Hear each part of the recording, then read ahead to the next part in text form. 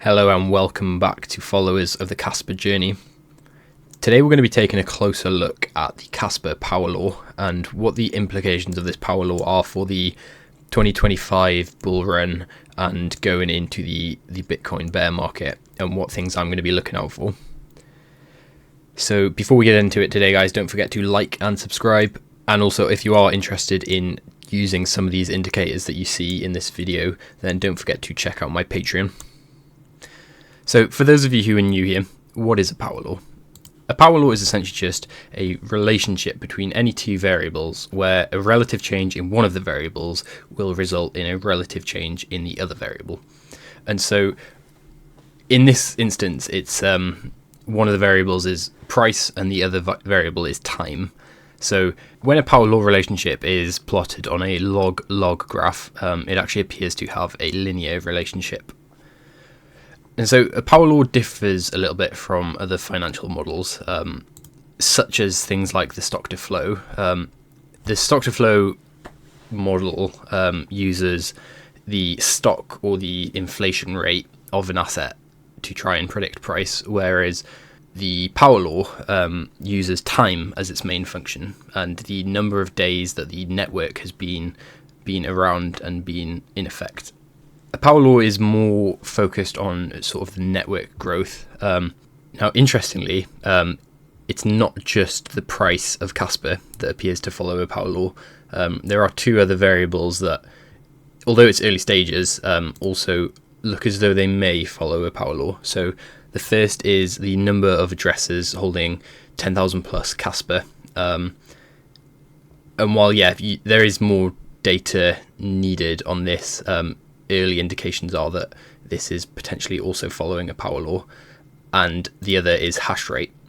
So hash rate over time, again, on a log scale, looks like it has a relatively well-fitting power law.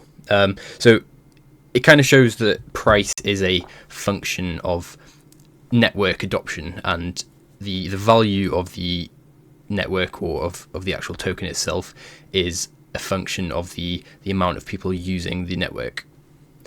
So getting into the Kaspa Power Law, the equation for the power law is 4.16 times 10 to the minus 14 multiplied by x, where x is the number of days since the Genesis block, to the power of 4.29. And so what that means is that the fair value of Casper can actually be predicted using the number of days that the network has been in existence and been continuously adopted. So, for example, if we input 0 into this equation, then that would tell us the value of one Casper on the first day of Casper's inception, and that would have been 0, because 0 times anything is still 0. And then it will also tell us what the value of Casper was on day 1 after its inception, and that value was 4.16 times 10 to the negative 14. So it was essentially nothing. It was basically nothing. And it will also tell you the fair value or the expected fair value of Casper every single day since the Genesis block. So, for example, if we input 100 into the equation, so that's 100 days after the first block of Casper, then the expected price of one Casper is 0.0000158. And then going out further, 1,000 days since the Genesis block, the price or the fair value would be 0.3, so 30 cents. And you can input any value into this and it will tell you what the expected price or at least the fair value of Casper on that date is. And so based on that, you can actually model the predicted returns of Casper over time. So on this graph, we have per year what the expected percentage returns of Casper are going to be. And obviously that is, it's not ever going to be exact. It's going to differ a little bit because price never sticks to its fair value absolutely. but you can at least predict or model the expected returns of the fair value. And so in 2024, we're looking at around a 425% return on the fair value, and then dropping pretty drastically and pretty quickly in 2025 to around 225, and then again dropping off into 2026 at around 150%. And so it does drop off decently fast, but it still stays above 50% returns all the way up until 2032. So, what other asset class can you expect 50% returns from per year? So I've been asked to compare Casper to sort of other cryptocurrencies, and basically ask the question, did any other cryptocurrencies follow a power law to start off with and then stop following a power law? And the answer to that is, from what I can tell, no. I've had a look at a lot of different cryptos, and none of them that I can see previously followed a power law and then have stopped following a power law. So one of the ones that was brought up was Monero, and someone mentioned that in its first cycle, in its early cycle, Monero was following a power law. But as we can see, because Monero essentially experienced exponential growth, or aka a straight line on a logarithmic chart in its first cycle, this wasn't a power law, because we would have to have seen diminishing growth within its first cycle. And the same is true for every single other crypto that I've looked at.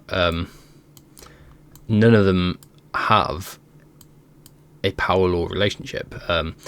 As you can see, with the vast majority of them, when they go through a bull run, they essentially experience exponential growth within the bull run. So, for example, VeChain in this cycle put in a 17,000% return from the low to the high, but even from its midpoint, it continued to accelerate, and it continued to gain momentum, and then because of the sort of huge amount of acceleration, with any lack of real consolidation or distribution, when the bull run ends, the price has to absolutely collapse, because there's nothing propping this structure up and nothing supporting it. And the same is true for everything else. So with Litecoin, for example, in its first cycle, it went straight up, essentially. And this is on the weekly chart. In fact, if we actually look at this on a regular, just to sort of see how unbelievably nuts it looks, and how ridiculous it looks. Get rid of these. This price action is completely unhealthy and unsustainable. It's a completely straight up. It has one minor dip here, but then other than that, price just explodes higher, which is not what we want to see, to be honest. That's because that when you have this, the absolute weight of the market here and the amount of buying pressure that needs to come in to sustain the market cap is just completely unsustainable, and so price has to absolutely crater. And Litecoin in its first cycle put in a 94% decline, and the same is true for every single other crypto. There's no crypto that in its early days looked like it followed a power law, and then stopped. They all essentially just, once Bitcoin takes off and once Bitcoin puts in its new high, they explode, and the FOMO kicks in hard, and everyone jumps on the bandwagon. And they do put in some pretty insane gains, and you can see why it's so lucrative. Doge in this cycle, 12,000% return. And so this begs the question, why is it only Bitcoin and Casper that follow a power law? And I believe the answer to that is twofold. I believe it is due partially to the emission schedule and the sort of fair launch nature of the networks, and also to the strength of the networks compared to everything else on the market at that time.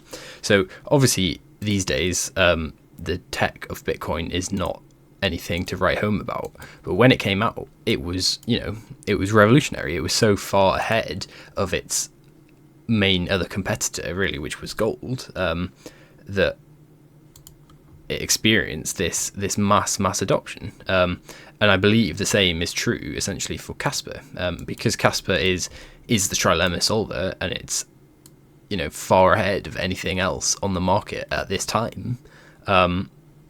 It is also experiencing its own unique adoption curve, whereas even other coins that have a sort of fair launch proof of work protocol like Litecoin, because the tech is only a marginal improvement, they don't experience any sort of organic adoption. It's just riding Bitcoin's coattails and people trying to make as much money as they can during the bull market. And so, based on Casper's power law, what does the power law predict for the rest of the bull run and going into the bear market? So the power law predicts a fair value of $1 in around mid-2025, but then obviously price fluctuates around the fair value. So it is possible that we reach $1. I'm thinking in more early 2025 than mid 2025, and then more than likely we will come back down to the undervaluation levels and consolidate before climbing back up to the overvaluation levels in the end of 2025 for the culmination of the bull run. That is, of course, assuming that it is a regular Bitcoin bull market and not a left translated cycle. And so what does that actually entail for Casper? So if we use this power law bot, which can be accessed through the Discord, and we input the date that we want to know what price, so we go 2025, and we'll assume that it's in December, and we'll just say the 1st of December. That would predict a fair value of around $1.70 and a maximum price of $3 during the bull run. Now, it is always possible that we have wicks above these bands. They're a guide rather than an absolute. And so, a small wick would take us to around $3.50 in the bull run. And while I suspect that's not what a lot of you guys want to hear, I think that's actually a very good thing for Casper, because if the bull run doesn't have this huge blow off top that a lot of people want, then it's also unlikely that we have as bad of a bear market. And this kind of goes back to what I was saying about all of these other cryptocurrencies having, exponential moves up with no consolidation at all. When you have this, then of course price has to absolutely crater and collapse. But because of Casper's structure and the incredibly healthy nature and market structure of Casper, I don't believe that we have to have a bear market that is anywhere near as bad. And that's because of the slow moving nature of Casper, and all of these long consolidation periods and periods of distribution and reaccumulation mean that we're building a huge amount of demand in these areas. And so that is why I believe that the bear market is not going to look like a regular bear market for Casper, because there will be no exponential price action during the bull run. Instead, there will just be a slow moving sort of diminishing returns type price action, where because the fair value of the network is still increasing at an insanely rate, we still hit some decent valuations, but without having unsustainable price action and price movement. And so that's why I believe there will be no blow off top in Casper. And so when I say there's not going to be a bear market, there will of course be a significant decrease in price.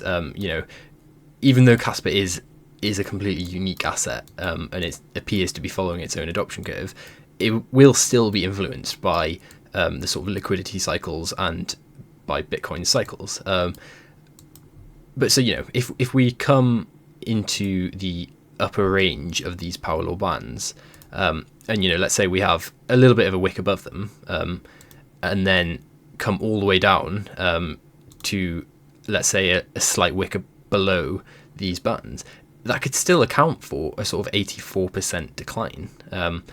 But I just don't believe that it's going to be as long as the rest of these other cryptos have, or as long as the Bitcoin bear market.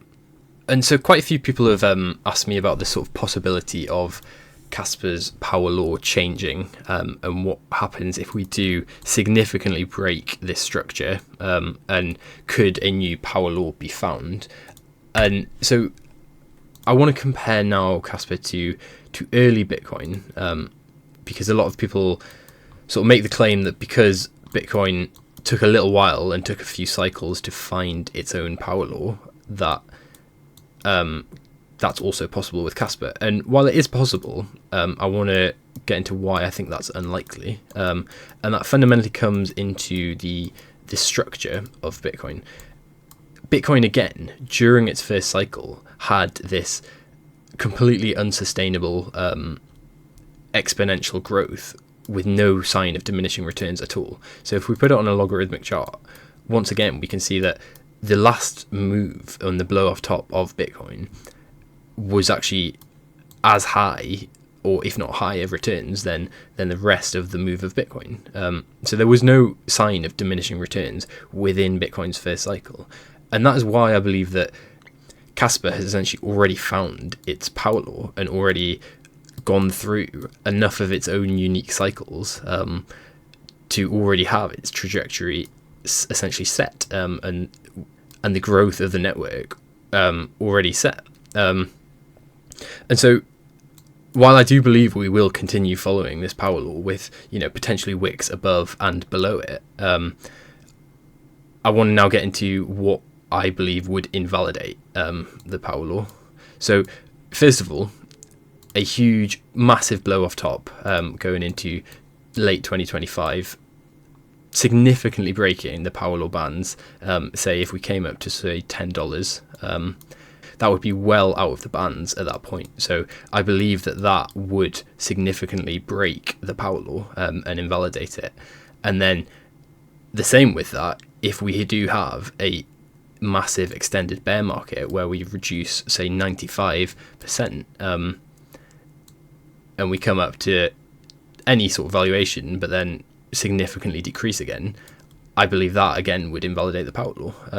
But I just don't expect these things to happen because the trend is set already. The market structure is very healthy with sort of diminishing returns and long consolidation periods, and so there's a huge amount of demand pent up within these areas now. So that's why I don't believe that we're going to break significantly these bands. Now, a few people have asked me to get into the Casper Bitcoin power law. Initially, Casper looked as though when measured in Bitcoin, it was potentially following a power law. However, when you look at the power law bands of Casper Bitcoin, we've significantly broken down out of these bands. And so I want to now get into why I don't believe that Casper is actually following a power law against Bitcoin. So based on the fair values and the fair value increase of both Casper and Bitcoin, we can sort of plot and chart the expected returns of Casper versus Bitcoin. And so Casper here is this green line and Bitcoin is this orange.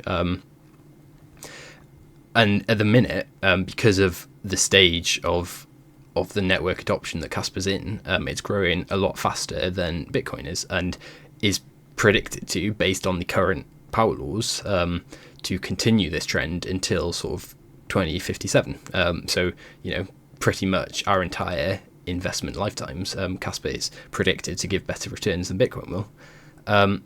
But because Casper follows its power law valuation much more tightly and never reaches areas of massive undervaluation or overvaluation, whereas Bitcoin does.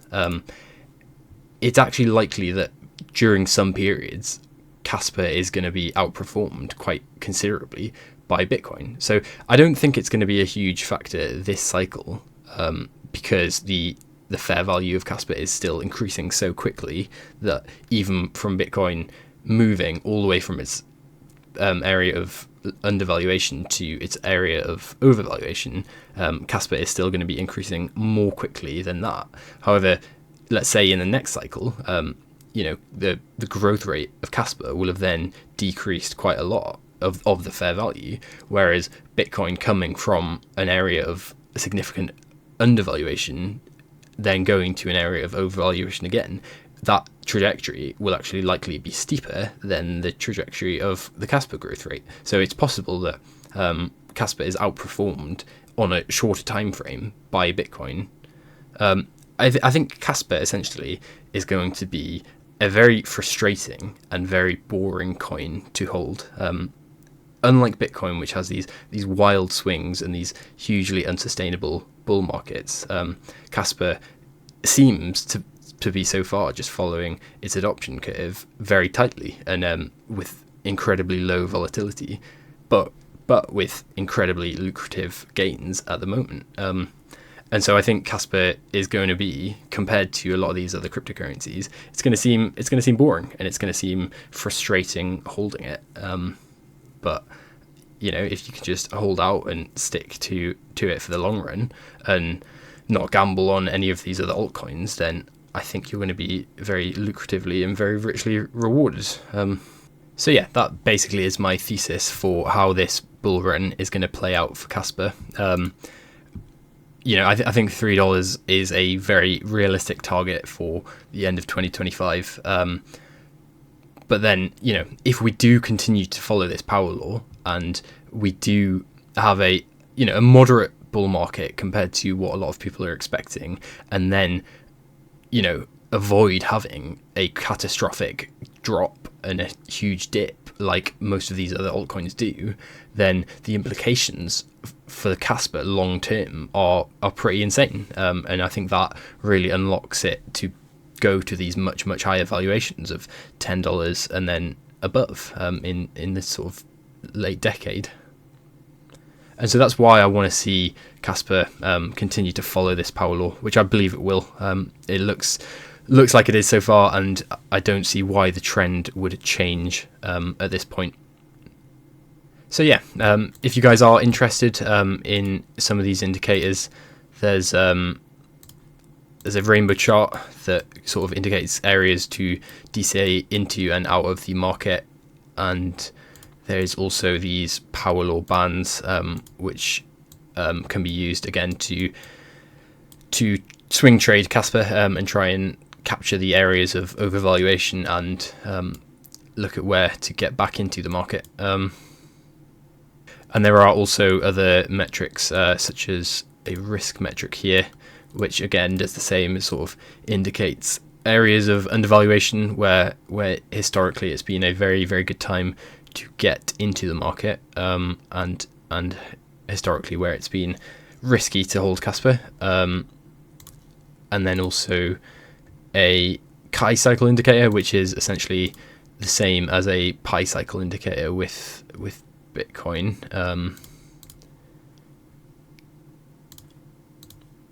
And if we put it on daily, it's a little bit more clear.